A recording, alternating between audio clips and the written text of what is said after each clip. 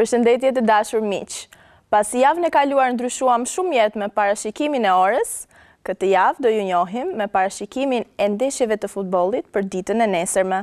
Për të gjithë ta pasionuarit mbas lotove dhe basteve, do t'ju japim disa ide për ndeshjen e Real Madrid dhe Real Sociedad. Skuadra së cilës i shënohet emri të parës është skuadra pritëse, pra do të luhet në fushën e saj. Ju bëj me dije se çdo skuadër është e përbërë nga 11 lojtar dhe çka është më e rëndësishmja është se do të luhet vetëm me një top. Ndeshja do të fitohet nga një skuadër ose nga tjetra, pra ose nga Reali Ronaldos, që të vdesum për atë, ose nga Reali Sociedadit.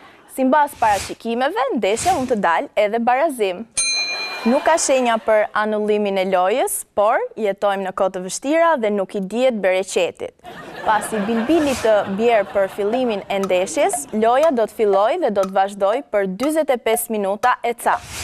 Pjesa e parë do të mbarojë për të kaluar në pushimin e ndeshjes. Mos u shqetësoni kur kjo të ndodhë, sepse loja do të fillojë përsëri dhe ju do të keni ende mundësinë e vënies ndonjë basti.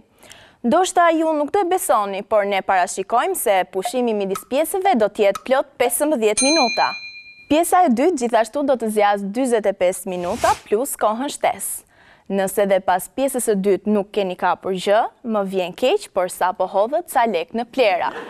Disa gjëra në jetë mormiq nuk kthehen më.